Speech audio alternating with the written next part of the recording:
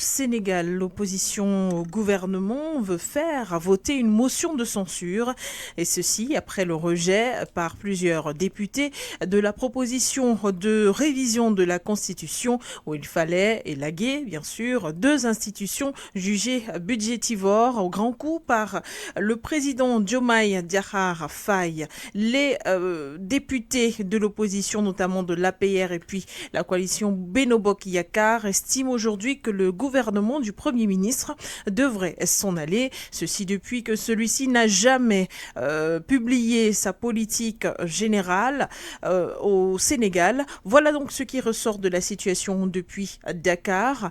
Le gouvernement continue d'être critiqué depuis son arrivée. Que se passe-t-il réellement à Dakar? Pourquoi le duo Diomaye Diakhar Faye, Ousmane Sonko continue d'être critiqué et pourtant adulé il y a bien longtemps? On en parle dans le cadre de cette édition de Regard panafricain. Nous n'oublierons pas d'évoquer la question du sommet Chine-Afrique qui se tient en ce moment.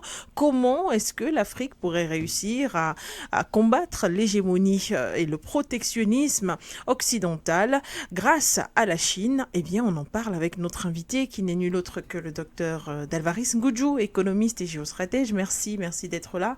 Bonsoir et bienvenue. Bonsoir madame, bonsoir aux téléauditeurs de For You Media et bonsoir au technicien qui fait un travail formidable. Merci pour l'invitation. Je vous en prie, merci d'être avec nous. Regard panafricain démarre donc tout de suite après cette transition.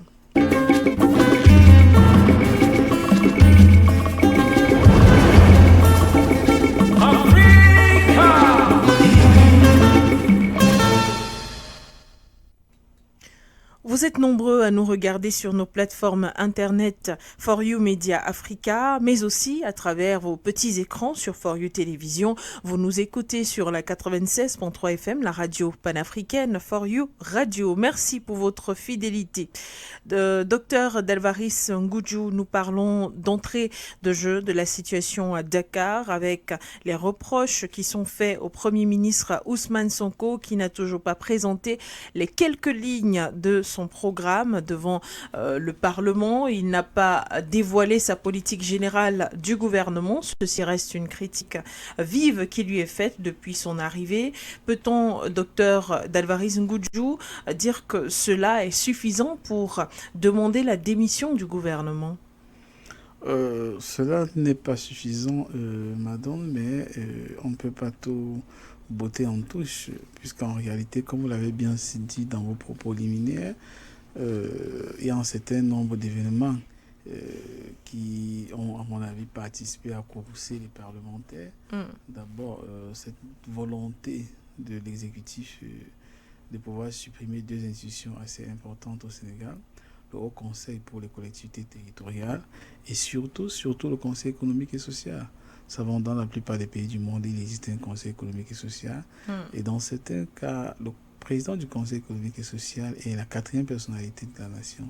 C'est-à-dire que face à un certain nombre de difficultés constitutionnelles, si le président est absent, si le président du Sénat, si le président de l'Assemblée nationale, c'est le président du Conseil économique et social. Et l'exécutif sénégalais, avec à la tête du gouvernement Sonko et de l'État, le président Faye, sont dit que, en fait, dans le cas du Sénégal, ce sont des institutions qui sont budgétivores et que c'était important de pouvoir mettre cela de côté. Et ils ont même fait un calcul facile avec la calculette disant que ça aurait permis d'économiser 75 milliards de francs CFA en 5 ans. Donc, pour cela, ils ont estimé qu'il fallait faire passer un texte de loi qui supprime particulièrement ces deux chambres-là. Mais malheureusement, notons qu'en réalité, au Sénégal, il y a eu des élections présidentielles, mais jusqu'à présent, il n'y a pas eu d'élections législatives. Ça veut dire que les députés qui étaient pendant que Sonko et Faye étaient dans l'opposition sont toujours au Parlement. En d'autres termes, la majorité au Parlement n'est pas contrôlée par l'exécutif sénégalais.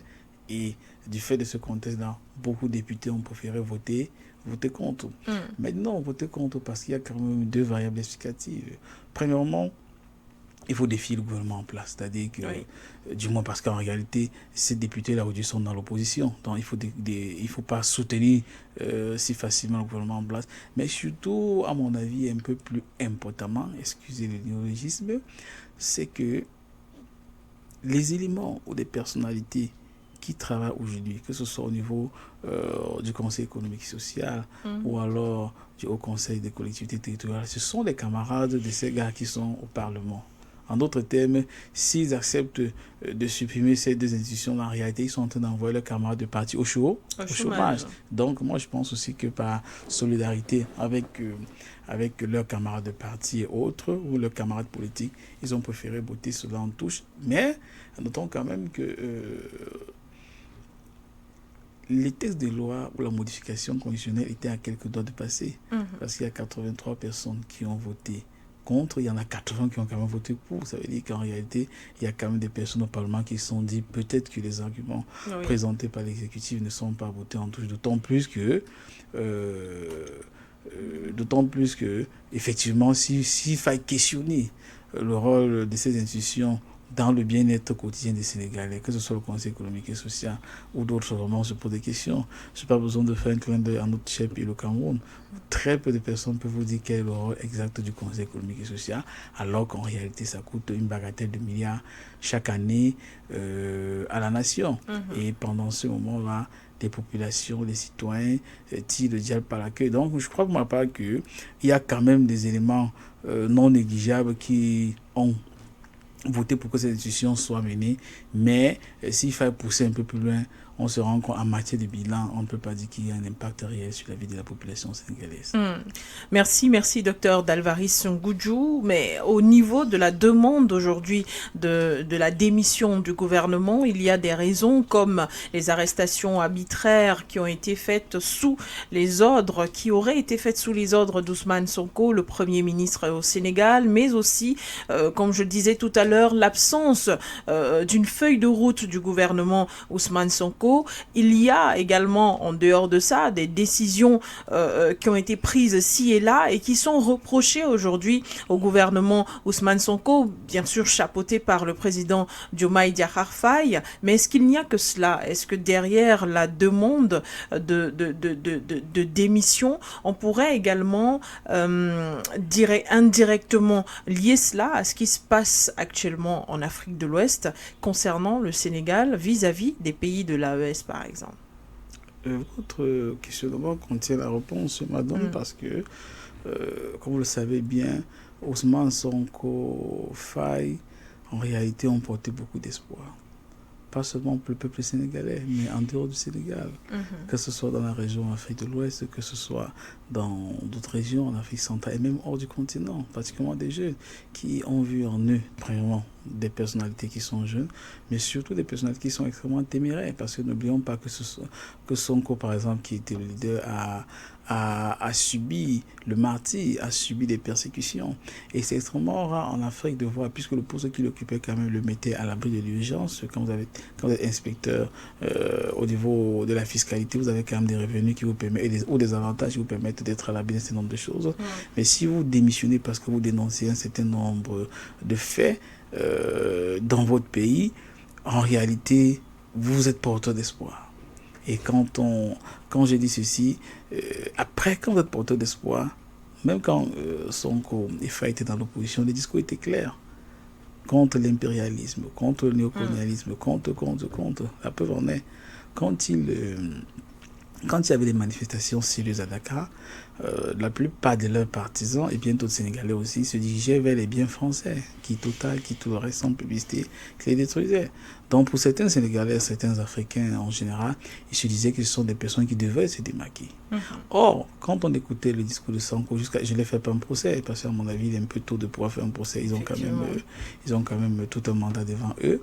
Mais quand on écoutait leur discours, on savait, vous savez, que en politique, c'est clair.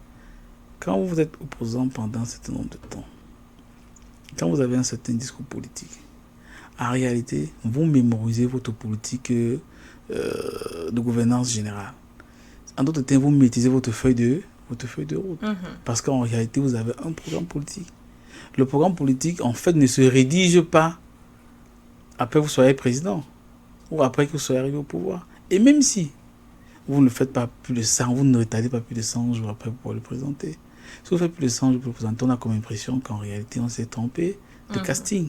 Parce qu'on a l'impression qu'on a des personnes qui prêchaient ce qu'elles ne pratiquaient pas, ou qui prêchaient ce en quoi oui, exact. Ce en quoi elles ne croyaient pas. Et la preuve en est, quand il y a eu des difficultés sérieuses au niveau de l'AES, ou quand les nations de l'AES ont rencontré des difficultés, beaucoup de personnes espéraient, se disaient même qu'en fait, le pouvoir à Dakar, ou le nouveau pouvoir à Dakar, pouvait copier l'exemple des gars de l'AES, surtout qu'ils sont aussi jeunes. Mais quand on a vu les sorties de Faye disant qu'en réalité, une de ses missions, c'était de se déployer pour que le Niger, le Burkina et le Mali reviennent au sein de la CEDEAO. Exact. En d'autres termes, tue l'AES pour revenir au sein de la CEDEAO, une institution qui a pris les pires des sanctions contre ces nations-là, qui a pris les sanctions les plus martyrisantes contre le peuple malien, qui a pris les sanctions les plus dures contre le peuple nigérien, qui a bloqué le budget du peuple burkinabé, qui, à un moment, a pris toutes les dispositions, malgré que les actions de l'AES étaient confrontées au terrorisme le plus cynique. Ils n'ont pas envoyé les hommes pour secourir les populations, ni au Mali, ni au Niger, ni au Burkina. Mais avaient quand même affûté leurs armes pour pouvoir aller déstabiliser les régimes, à Niamey notamment. Maintenant, quand on se rend compte qu'une personnalité ou un pouvoir en qui l'on a fait confiance, en qui on croyait, mais qui se dit que la mission qui lui a été confiée, c'est de faire venir ces nations auprès de leurs bourreaux. Vous savez, dans l'art de la guerre de Sun Tzu, il est dit, il faut maintenir tes amis loin de vous, mais maintenir vos ennemis autour de vous pour mieux les contrôler. En d'autres termes, on dit quoi? Embrasse ton ennemi pour mieux l'étrangler. En d'autres termes, faites venir ces gars au sein de la CEDEAO pour que nous puissions mieux les écraser. Et je crois pour beaucoup d'Africains, quand même, ça a été une douche froide. Ça a été une douche froide d'entendre Faye dit cela. Mais tout le monde le sait qu'en réalité, quand Faye le dit, c'est plutôt Sonko qui le dit, puisqu'en réalité, Faye est présent aujourd'hui parce que Sonko ne pouvait pas se présenter. En principe, il devrait implémenter les politiques d'Ousmane Sonko. Je veux dire, dans un contexte comme celui-là, il y a beaucoup d'espoirs qui, à mon avis, sont en train d'être touchés. Je préfère dire en train, ça veut dire que nous sommes encore là. Peut-être qu'ils pourraient changer avec le temps. Et je crois que c'est un des facteurs qui peut justifier, c'est une des variables qui peut expliquer que aujourd'hui, le Premier ministre Ousmane Sonko ait des difficultés à faire une présentation de politique générale. Parce qu'en réalité, entre le discours politique et la feuille de route de son gouvernement, il risquerait d'avoir un déphasage. Ça, c'est dingue. En dehors de cela, même s'il y a une feuille de route qui est acceptable, on a comme impression que la pratique ou la mise en œuvre de cette feuille de route risque d'être extrêmement différente de ce qu'ils ont prêché depuis un certain nombre de temps. Parce qu'en réalité, jusqu'à présent, on a comme impression qu'ils sont en train de jouer plutôt le rôle du colon. On a comme impression, même pour certains, que, je préfère dire impression, puisqu'il y a un risque de se tromper, on a comme impression pour certains qu'en fait, le peuple sénégalais a été tourné dans la farine, comme le dirait un boulanger du côté d'Abidjan, et que ce en quoi ils ont cru pendant longtemps, c'était du bluff, c'était pas la réalité. Merci, docteur Ngudjou. Alors, le président Diomaye Diakhar Faye disait pourtant il y a de cela quelques semaines, juste après cette sortie où il appelait les pays de l'AES à revenir au sein de la CEDEAO, qu'il fallait repenser cette même communauté économique des États de l'Afrique de l'Ouest afin que les pays comme le Mali, le Burkina Faso et le Niger se retrouvent à nouveau chez eux et se sentent avec leurs pays voisins comme avec des pays frères. Est-ce que cela ne vient pas aussi mettre un peu d'eau à votre vin dans votre analyse? En réalité, je ne pense pas que cela puisse mettre de l'eau dans mon vin. Pourquoi? Parce qu'en fait, vous dites clairement qu'il faudrait que la CEDEAO puisse se repenser. Afin de permettre aux nations de l'ES de rejoindre. Mais on ne peut pas mettre la charrue avant les bœufs. On ne peut pas demander à ces gars de rejoindre, alors que vous-même, ces gars ne peuvent pas demander aux éléments de l'AES de rejoindre la CEDEAO, alors qu'eux-mêmes ils sont conscients que la CEDEAO doit se repenser. Et si la CEDEAO se repense, oui, peut-être, on ne sait jamais. Et se repenser, peut-être que s'ils se repensent sérieusement, les éléments de l'AES peuvent réfléchir. Mais se repenser, dans le contexte actuel, c'est couper tous les liens avec le colon. Parce que quand vous regardez les sanctions qui avaient été prises, par exemple, contre le Mali, tous les éléments montraient que c'était un document qui avait été rédigé par l'ambassade de France. Quand vous prenez les sanctions, même les vols civils, vous pénalisez les vols civils. Des vols entre Bamako et Paris. Vous pensez que vous pénalisez qui? Les militaires? Les militaires ne voyagent pas tout le temps. En temps normal, les militaires ne voyagent pas. Là, on n'a pas besoin de sanctions. Un général de voyage, il part où? S'il va, c'est pour un sommet, c'est pour une formation. C'est pas quelqu'un qui se balade tout le temps. C'est des civils qui se baladent tout le temps. En tout cas, quand vous faites ce type de sanctions, vous pénalisez les civils qui ne peuvent pas se soigner. Ils sont allés pour certains, jusqu'à refuser que les étudiants puissent aller à l'école. Oui. L'étudiant qui ne fréquente pas, il a quel rapport avec ce qui se passe au palais de Koulouma? Il n'a aucun rapport. Je veux dire, quand on est dans un contexte comme celui-ci, l'organisation va se repenser comment? En faisant quoi? Si une bonne partie, quand quelqu'un dit, je crois que c'était un des responsables de la CEDEAO, un Ivoirien qui disait que personne ne part, nous allons rester ensemble. Si on va mourir ensemble. Pourquoi devrait-il accepter de mourir avec vous? C'est un choix de mourir. Vous ne pouvez pas imposer aux gens de se suicider avec vous. Parce qu'en réalité, c'est un suicide collectif. Et quand on fait le bilan à tous les niveaux, la preuve en est, que ce soit au Niger ou que ce soit au Burkina, que ce soit même au niveau du Mali, depuis qu'ils sont sortis, je regarde les taux de croissance non prévisionnels. Pour le Niger, ça fait fort. Hein? Oui, le Nigeria, aura l'un des taux de croissance les plus élevés du monde. Ce que l'on n'a pas connu pendant des décennies. Qu'ils travaillent avec les colons, etc., etc. Nous avons une crise en ce qui concerne le coût des produits pétroliers. Ces nations ne connaissent pas cela. Le Burkina ne connaît pas cela, alors que le Burkina ne produit pas du pétrole, etc., etc.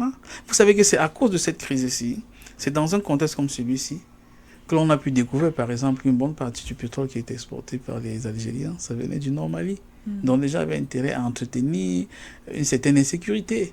Ou alors veiller à ce que le gouvernement central de Bamako n'ait pas le contrôle de l'autre côté, etc., etc. Et n'allez pas penser que le colon n'était pas au courant de cela. Le colon est au courant de cela. Mais puisque ça fait ses jeux, puisque ça fait son jeu, puisque ça fait ses intérêts, il n'y a pas de problème. Je veux dire, quand vous êtes dans un contexte comme celui-ci, à mon avis, ça va être extrêmement difficile. Si on veut parler de réforme de la CEDEAO pour inciter les gars de l'AES à revenir, on ne peut pas parler de réforme. On ne peut pas dire que vous êtes en train de tendre la main à vos frères d'en face, mais simultanément vous construisez une piste d'aéroport militaire à la frontière entre le Bénin et le Burkina. Mais c'est pourquoi faire? Quand vous faites une piste d'un peu plus de 2000 mètres, les pistes de plus de 2000 mètres, ce sont des pistes qui accueillent les Airbus A340 à vocation militaire. Ça veut dire que, ces A340 à vocation militaire, ce sont des avions qui sont capables de transporter un très grand nombre de troupes, un peu plus de 500 personnes, par un seul tour. C'est-à-dire que si vous faites 10 tours, vous faites 5000 personnes. En réalité, vous avez des intentions qui ne sont pas orthodoxes. Vous avez des intentions qui ne sont pas orthodoxes. Vous êtes en train de militariser la frontière. C'est pourquoi les gars, que ce soit au Burkina, que ce soit au Niger, disent, mais on ne peut pas dire que vous êtes en train de nous tendre la main. Et simultanément, le colon qui a essayé à plusieurs reprises de faire un coup d'État contre nous a des bases dans votre pays. Et les autorités du Bénin disent que nous n'avons pas de bases, ce ne sont que des camps de formation. Oui, exactement.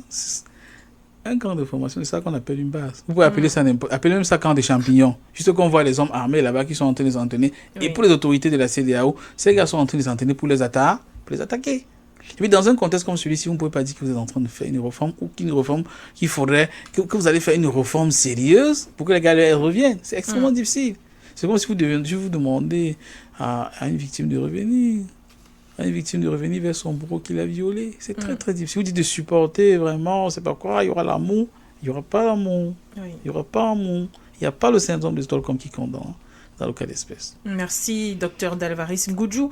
Eh bien, on va peut-être clôturer cette première thématique avec cette dernière interrogation. Alors, aujourd'hui, lorsque vous observez la politique étrangère du Sénégal avec les différents déplacements du président Diomaye Diakhar Faye, et puis en mettant de côté, bien sûr, le travail aujourd'hui du Premier ministre Ousmane Sonko, et que vous regardez la politique étrangère, par exemple, de l'ancien président Macky Sall, est-ce que vous voyez des similitudes? Je vois beaucoup de similitudes. Je vois beaucoup de similitudes et au risque de décevoir certains. J'ai l'impression quelque part, Macky Sall a fait un bon travail. Beaucoup de travail. Parce qu'en réalité, du point de vue diplomatique, parfois Macky Sall avait des positions qui étaient assez fortes. On peut le reprocher de beaucoup de choses, mais il avait des positions qui étaient assez fortes, même si elles n'étaient pas très tapageuses.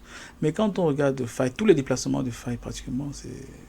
Le premier déplacement, si je ne me trompe pas, c'était en Mauritanie. La Mauritanie qui allait dessiner certaines de ses hommes pour accuser le Mali. Ce qui justifiait le fait de fermer la frontière. Alors qu'en ce moment, le Mali avait des difficultés. D'abord, premièrement, c'est interdit. Le Mali, c'est une nation de l'interland. Les lois internationales, vous avez l'obligation de permettre un accès à la mer aux nations de l'interland, etc., etc. N'oublions pas que tout récemment, à la frontière, quand il y a eu les attaques à la frontière algéro-malienne, qui a eu un bilan de plusieurs morts, notamment des soldats maliens et des soldats de Wagner qui combattaient auprès des troupes maliennes. Une des sorties qui a soutenu cela, c'était l'ambassadeur de l'Ukraine à Abidjan. Après qui avait été soutenu par Dimitri Kouleba, par le SBU, le renseignement extérieur ukrainien. Mais n'oublions pas que l'ambassadeur, après, ils ont installé un chargé d'affaires à Nouakchott. En d'autres termes, si faille projeter, nous sommes dans le monde diplomatique où rien n'est fait au hasard, on ne dit pas des choses pour dire. Ça veut dire que et l'ambassadeur, ou alors le responsable diplomatique, en Nouakchott au Mali et à Abidjan, ont soutenu la mort des soldats maliens pour faire plaisir à l'Ukraine. Parce qu'en réalité, le Mali n'est pas une telle opération pour l'Ukraine. L'Ukraine est en opération avec la Fédération de Russie, en Russie et en Ukraine, mais pas en Mali. Les Maliens ne sont pas impliqués dans la crise russo-ukrainienne. Je vais dire, quand on prend rien que sa première sortie là-bas, et par la suite les autres, que ce soit Abidjan, que ce soit, on a comme impression qu'en fait, il joue le rôle de colon. Maintenant, pour ça, comme nous sommes en train de sortir, c'était pour souligner que même si le Parlement, comme ils l'ont dit, puisque la Constitution est claire, article 86 dit que sur les 165 parlementaires, si au moins 17 demandent qu'ils puissent avoir une motion de censure, il y a l'obligation que cette motion soit vérifiée, donc soit examinée et que ce soit engagée. Et dans le cas d'espèce, on peut bien voter la dissolution du gouvernement. Mais nous sommes dans un régime qui est extrêmement présidentialiste. Ce n'est pas un régime parlementaire. En d'autres termes, même s'il y a dissolution du gouvernement de Sonko, la portée n'est que symbolique. Pourquoi? Parce que le président Faye peut reconduire le même gouvernement. Ce n'est pas les parlementaires qui votent le Premier ministre comme c'est dans les régimes parlementaires, comme en Angleterre, etc. etc. Mais c'est le président de la République qui nomme le Premier ministre. Il peut encore reconduire Sonko dans ses fonctions de Premier ministre. Et ensuite, et même s'il veut, en collaboration avec, ou alors en consultation de Sonko, renommer même tous les membres du gouvernement qui viennent d'être dit. Donc, moi, je pense, pour ma part, que jusqu'à présent, beaucoup d'Africains, peut-être beaucoup de Sénégalais aussi, certains rangs sont encore sur la fin. Beaucoup restent sur la fin parce qu'il y a beaucoup d'espoir qui avait été mis en la personne de Faye et Ousmane Sonko. Merci, docteur Dalvaris Ngudjou. Eh bien, on observera avec beaucoup d'attention sur For You Media Africa cette actualité concernant Dakar, avec la démission du gouvernement qui est prônée aujourd'hui par l'opposition parlementaire. Atteindront-ils le nombre de 17 justement au milieu des députés pour demander la démission d'Ousmane Sonko, quand bien même cela arriverait, est-ce que Diomaye Diakhar Faye se pliera à cette décision? Ce sont des questions auxquelles on répondra certainement dans un futur très proche. À présent, Dr Dalvaris Ngoudjou, parlons de l'actualité au-delà des frontières africaines, mais concernant l'Afrique toujours, avec ce sommet Chine-Afrique qui est organisé à Pékin depuis le 4 septembre 2024 et ce jusqu'au 6 du mois en cours.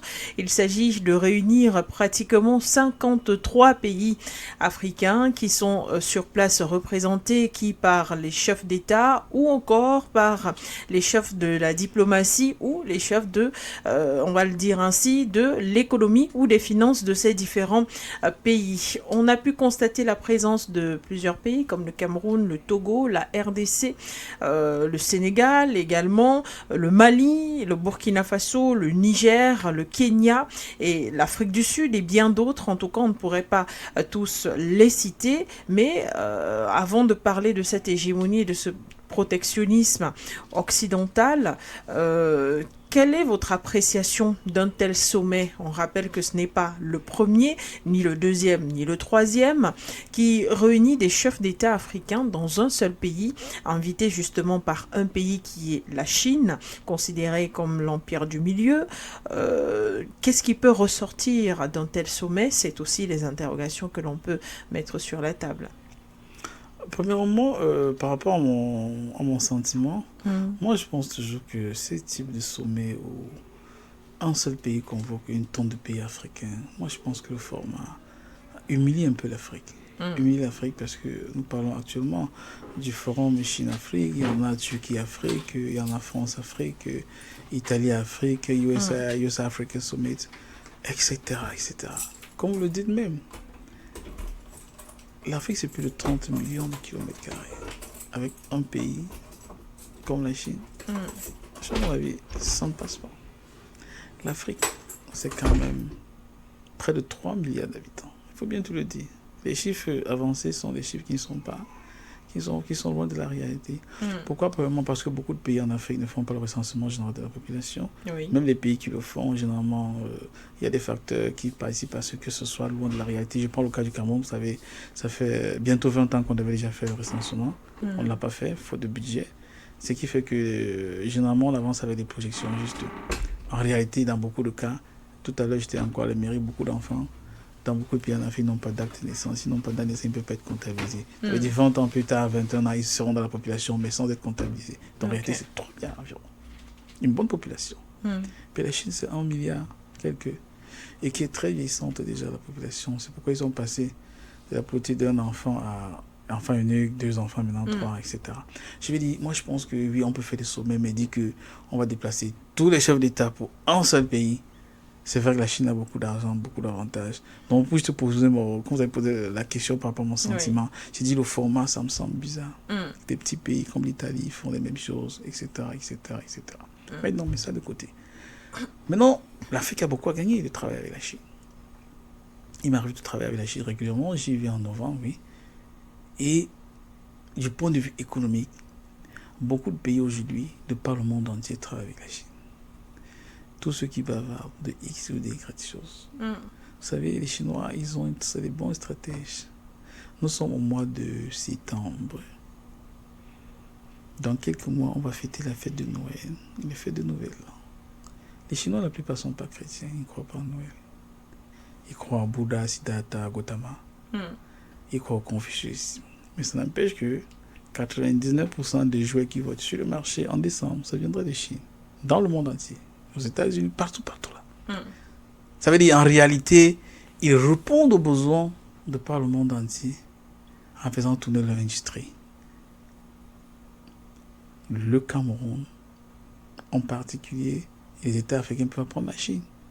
Moi, j'étais agréablement surpris de voir en Chine, la dernière fois que j'étais là-bas, les moteurs forts, des moteurs de véhicules forts, étaient commandés, étaient faits en Chine. Vous savez, les Chinois, on parle beaucoup de ça ici en Afrique. Les téléphones sans publicité iPhone, vous savez, la plupart sont faits en Chine, à Shenzhen. Les Américains mettent seulement... etc., etc. Vous savez, beaucoup de pays du monde entier sont en train de bavarder autour de la 4G en communication. Les Chinois sont à la 5G, ils font des expérimentations pour la 6G. Ils sont extrêmement avancés. Je veux dire, on peut beaucoup apprendre de la Chine. Je n'ai pas besoin, vous savez, la Chine, ils sont extrêmement nombreux, un peu plus d'1 milliard d'habitants, comme quelqu'un me disait. Mais quand vous allez en Chine, la particularité, vous savez, les Chinois, ils servent différemment de chez nous.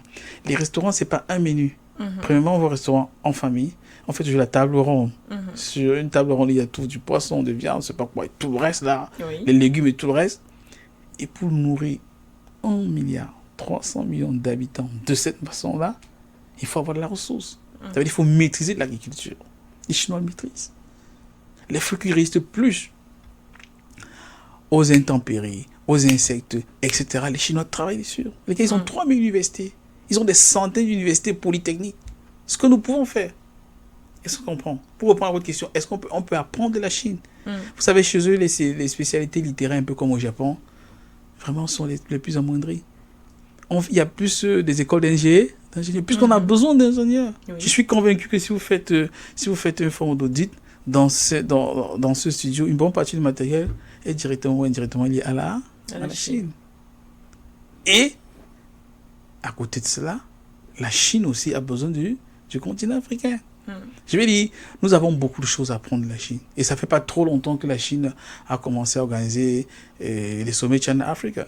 Alors que ça fait longtemps qu'on a des sommets, par exemple, France-Afrique. Et nous pouvons faire le bilan.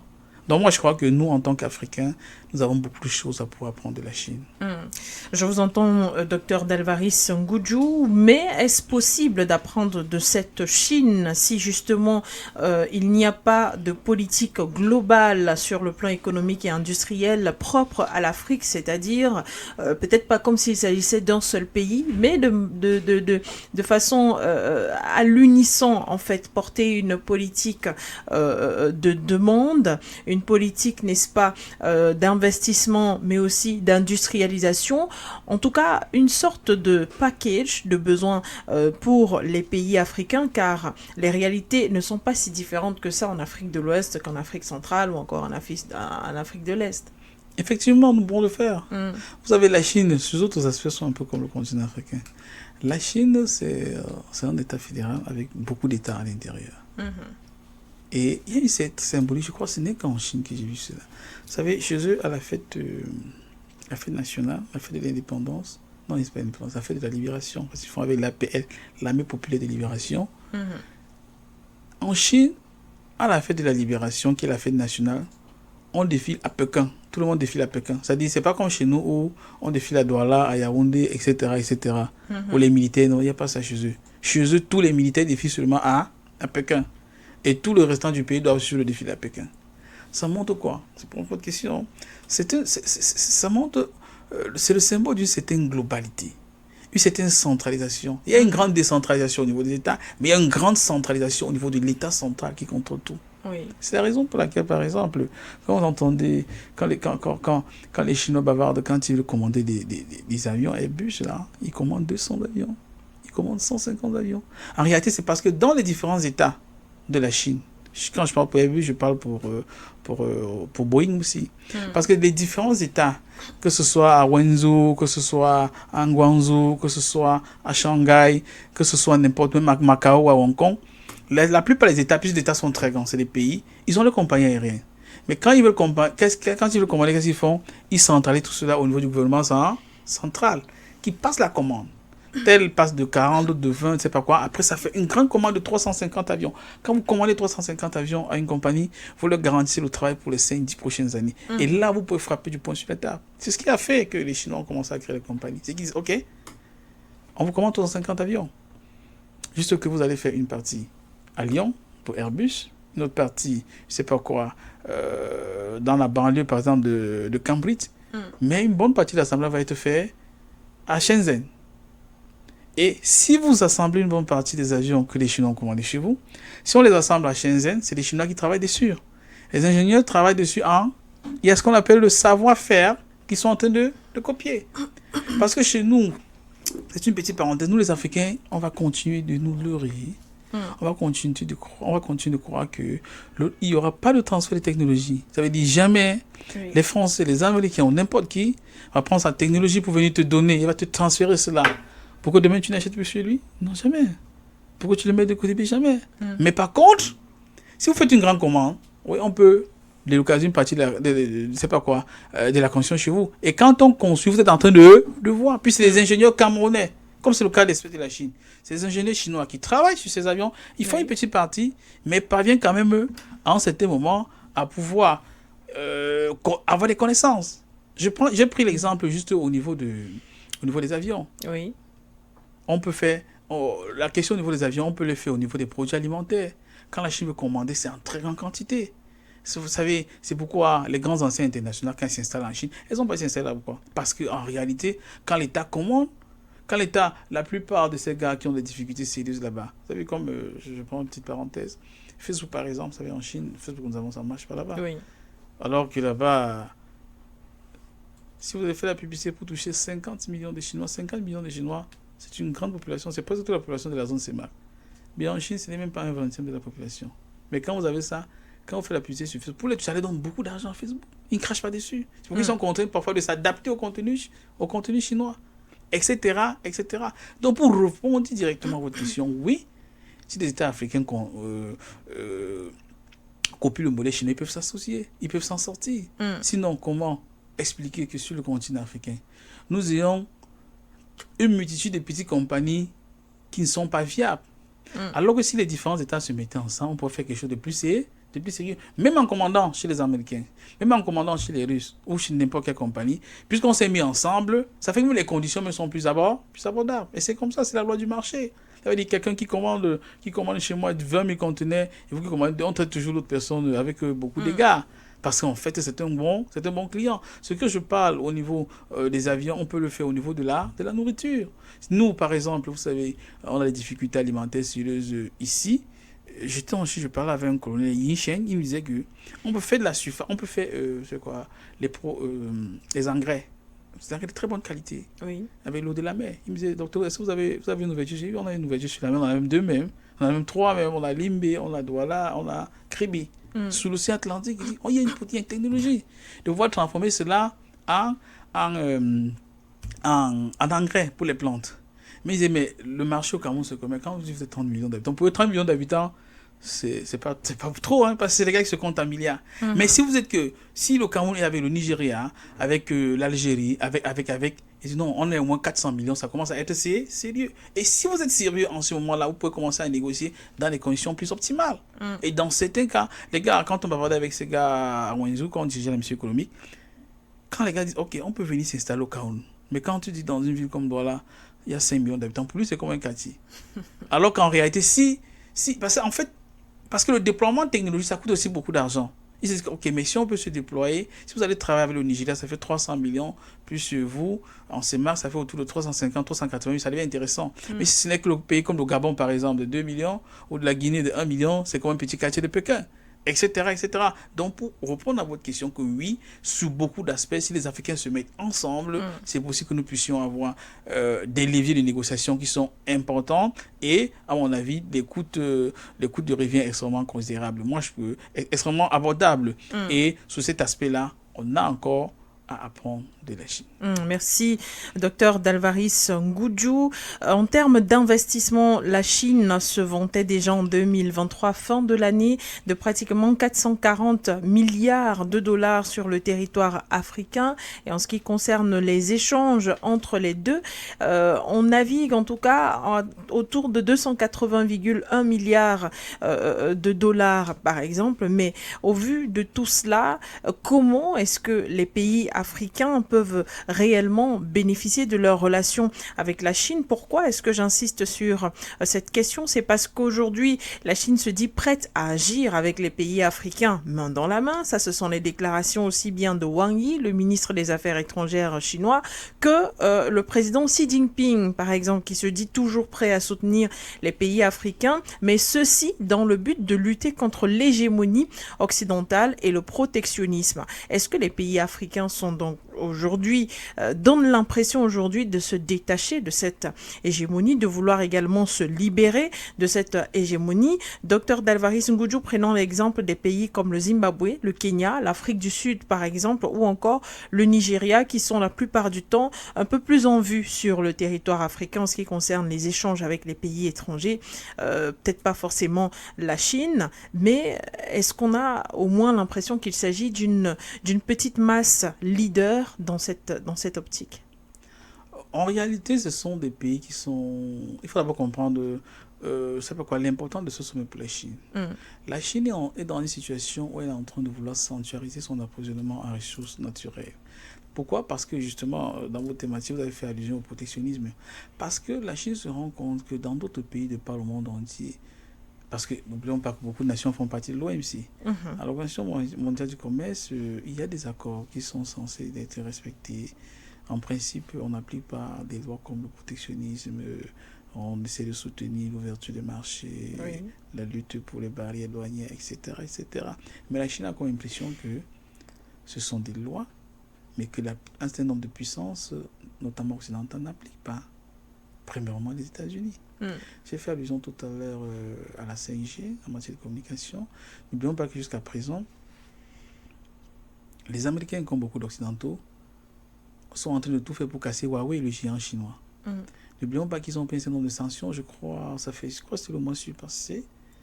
Déjà, les Américains ont commencé à dire à leurs citoyens que TikTok, très bien. TikTok ne devait pas être utilisé aux États-Unis, surtout par les fonctionnaires. La crainte, c'est quoi? C'est qu'ils estiment que les informations sont recueillies personnelles. à travers, oui. Alors, curieusement, WhatsApp est utilisé partout, Facebook est utilisé partout, etc., Twitter et tout le reste. En tout temps, les Américains puissent chez les autres, mais quand c'est leur sur le marché, ils font un protectionnisme. Ce qu'on dit pour le cas de TikTok, on peut appliquer dans beaucoup de domaines. La 5G, par exemple. Il y a des nations qui le travaillent. Les Occidentaux ont commencé à implémenter cela. Quand les Chinois ont dit cela pour TikTok, les Français ont commencé à dire désinstaller vos trucs, je ne sais pas quoi, etc., etc. C'est une forme de protectionnisme. Puis si on a dit liberté de marché, que chacun baisse les frontières.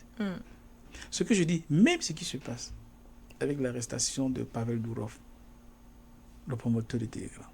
C'est vrai, il y a une dimension accessibilité aux informations des personnes, du personnel militaire russe qui est en opération. Mais au-delà, quand même, il y a du fait quand même que Telegram prend beaucoup d'ampleur. Plus de 900 millions d'utilisateurs. Ça veut dire que de nos jours, Telegram représente une menace sérieuse pour les gars comme, je ne sais pas quoi, Facebook et tout le reste. En d'autres termes, quand c'est les Occidentaux, il n'y a pas de problème. Mais quand il y a d'autres opérateurs qui peuvent sortir la tête de l'eau, il faut pratiquer le protectionnisme. Dans un contexte comme celui-ci, les Chinois se rendent compte qu'on ne peut pas faire confiance à ces gens. Ou les lois, comme ils disent, les règles, c'est à leur avantage. Quand les règles ne sont pas à leur avantage, ils font tout pour casser cela. C'est les éléments fondamentaux de la guerre économique contre la Fédération de Russie. C'est-à-dire que les Américains, ils disent aux Européens, vous ne travaillez pas avec les Russes, n'achetez pas le gaz des Russes qui est très moins cher, venez acheter le gaz chez moi qui est très cher, que j'obtiens par facturation liquide, le gaz de schiste. Et vente avec les GNL, en Europe, très très cher. Et curieusement, pendant ce temps, les Américains aussi achètent le gaz des Russes, etc., etc. Dans un contexte comme celui-ci, les Chinois disent on ne peut pas travailler avec les gens comme ça. Mais quelles sont d'autres nations de par le monde entier où il y a des ressources de haute qualité? Il y a la Fédération de Russie, avec laquelle la Chine a déjà des relations stratégiques. Mais il y a encore un autre endroit du monde. Il y a l'Amérique latine, avec le Venezuela, tout ce que vous connaissez. La Bolivie, tout ce que vous connaissez. Vous savez, une des plus grandes réserves de lithium au monde, c'est en Bolivie. C'est une des raisons pour lesquelles on a fait le coup d'État contre Evo Morales, qui était extrêmement proche des Chinois. Mais donc aujourd'hui, je n'ai pas besoin de revenir. Vous savez, la grande guerre aujourd'hui, là, et c'est même ce qui explique un variable de ce sommet, la grande guerre aujourd'hui de par le monde entier, c'est les voitures électriques. C'est pourquoi vous avez vu que Tesla, sans publicité, des moments est en chute libre. Parce que les Chinois ont mis en place des batteries, parce que le principe des véhicules électriques, c'est les batteries, la restante des batteries. Et les Chinois ont mis en place des batteries qui peuvent faire 2000 km² avant de s'épuiser.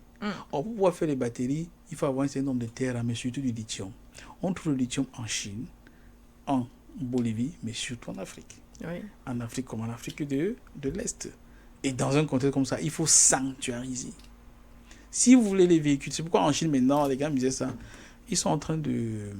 Les véhicules qui prennent le carburant, le super, ou le diesel, ils sont en train de mettre de côté. Tout c'est électrique là-bas. Or, si vous voulez avoir les véhicules électriques, plus actuellement en Chine maintenant, quand vous avez un véhicule électrique, ça vous avez une plaque verte et vous payez, l'État vous prend même de l'argent pour acheter les véhicules électriques. Donc, on encourage les gens à acheter les véhicules électriques parce que ça ne pollue pas. Parce que la Chine, vraiment, c'est très pollué avec toutes les industries là. Premièrement, ça ne pollue pas. Mais surtout, ça participe à lutter contre la dépendance de la Chine vis-à-vis des produits pétroliers qu'elle importe tout le temps. Dans un contexte comme celui-ci, quelles sont les nations, quel est le continent qui a beaucoup de ressources? C'est le continent africain. Et si on veut, il faut rendre ça, il faut rendre ça comme un sanctuaire. En d'autres termes, il faut que nous ayons des accords indélébiles avec ces nations-là. Parce que ce sont encore des nations qui peuvent s'efforcer de respecter leurs paroles données, contrairement aux gars d'en face. Donc, dans un contexte comme celui-ci, oui, la Chine a beaucoup attiré de l'Afrique. Et pratiquement, ça, ce sont des questions stratégiques. Ça, ce sont des questions stratégiques. Or, pour pouvoir, ça, pour répondre directement à votre question, pour pouvoir sanctuariser les relations, ce type de relations avec le continent africain, il faut lutter contre l'impérialisme. Parce que dans beaucoup de nations, même celles que vous avez citées, notamment même l'Afrique du Sud.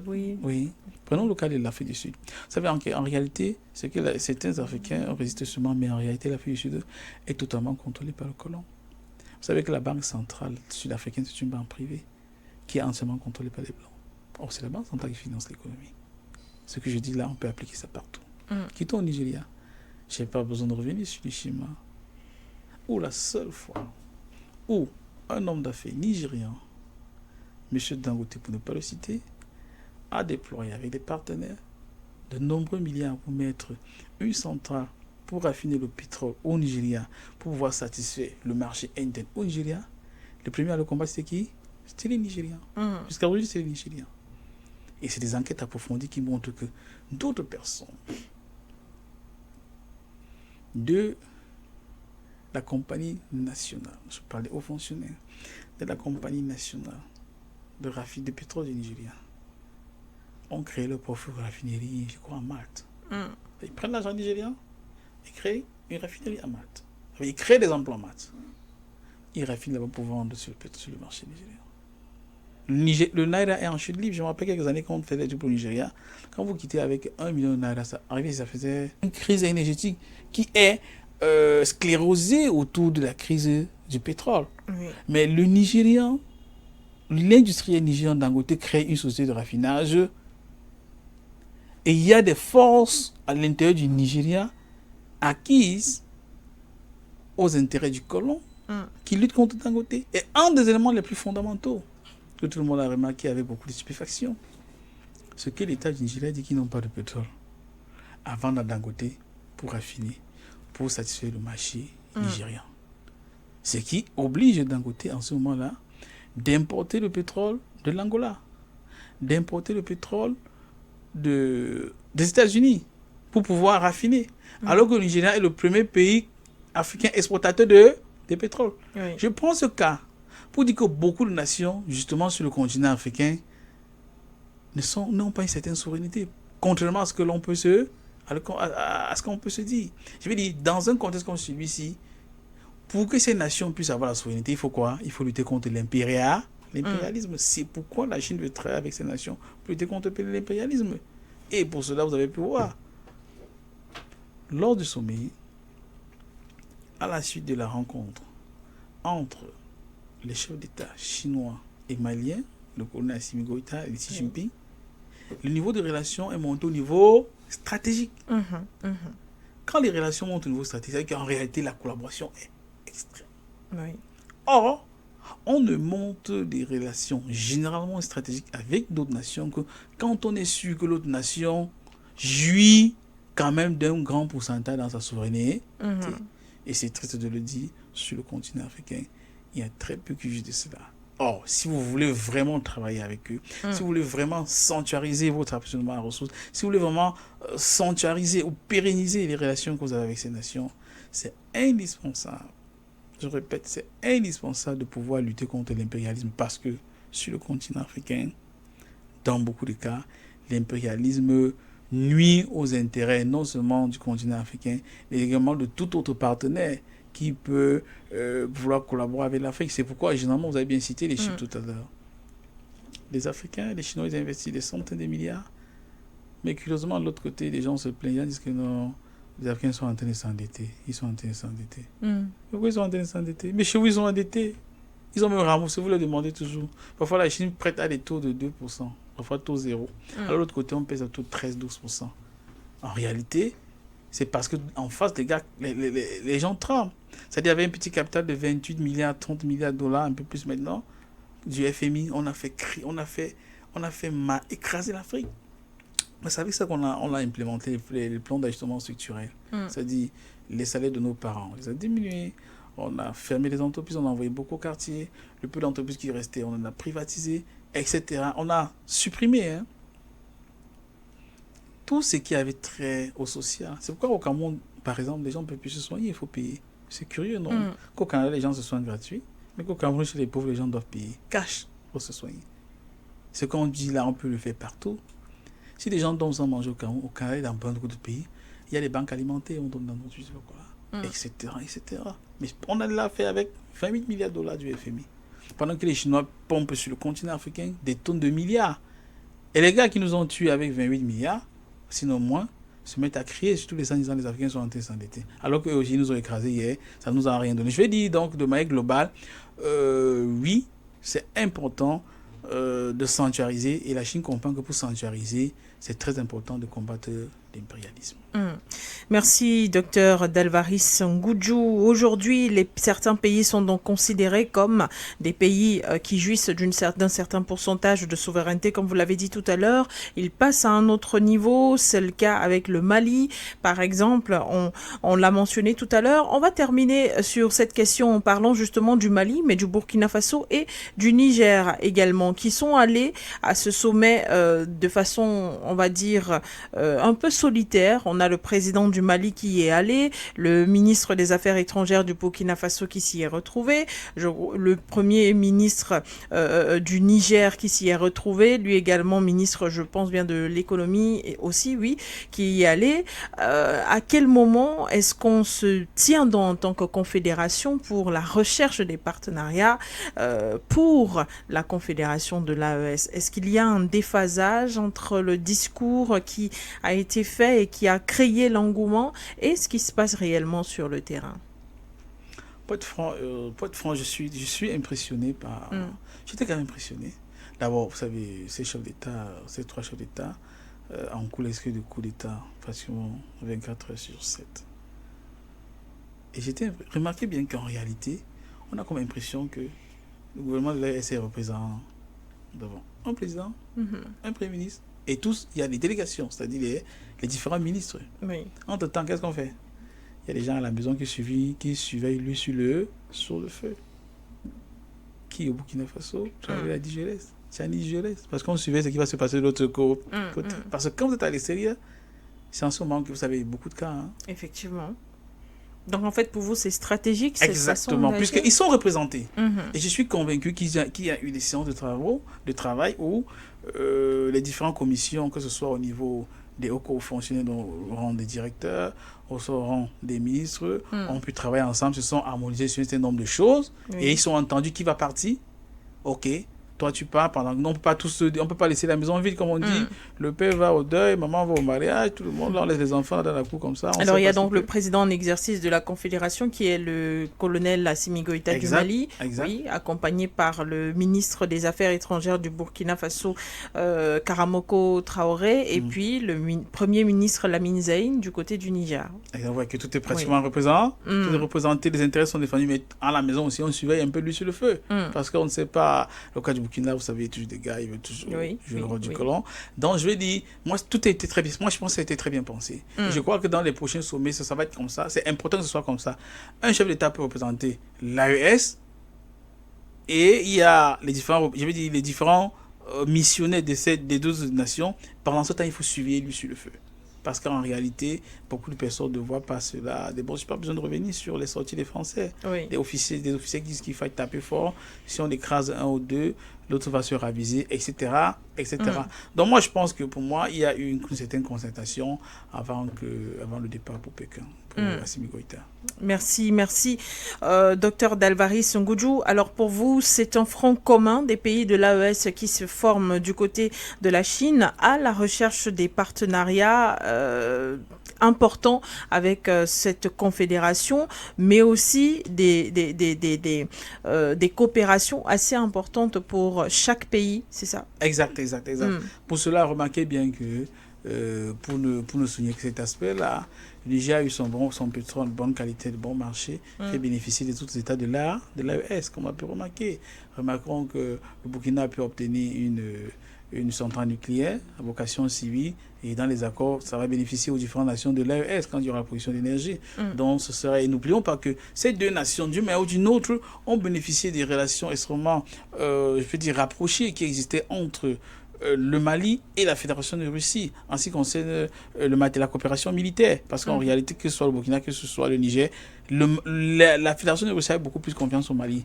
Et avec le temps, la confiance s'est étendue. Oui. C'est vrai, avec les assurances du Mali, la confiance s'est étendue vers le Burkina et vers le Niger. Donc je crois que ce serait aussi de bon ton que, quel que soit ce que le Mali puisse obtenir de l'autre côté, que cela puisse bénéficier à ces différentes nations, surtout, et je pense que c'est une bonne nouvelle, qui puisse monter avec un peu, faire monter les relations au niveau stratégique. Merci, docteur Dalvaris Ngudju. Je le rappelle, vous êtes économiste et géostratège pour nous sur For You Radio. Vous étiez là pour apporter votre expertise dans le cadre de l'émission Regard panafricain.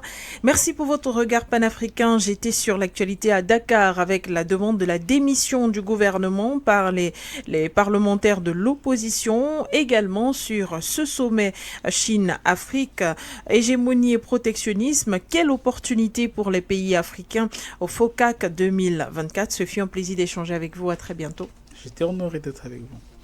Merci à vous également de nous avoir écoutés sur la radio, de nous avoir regardés sur nos différentes plateformes et sur vos petits écrans. Quelle est à la mise en onde et derrière les caméras. Merci pour votre fidélité. Au revoir à tous.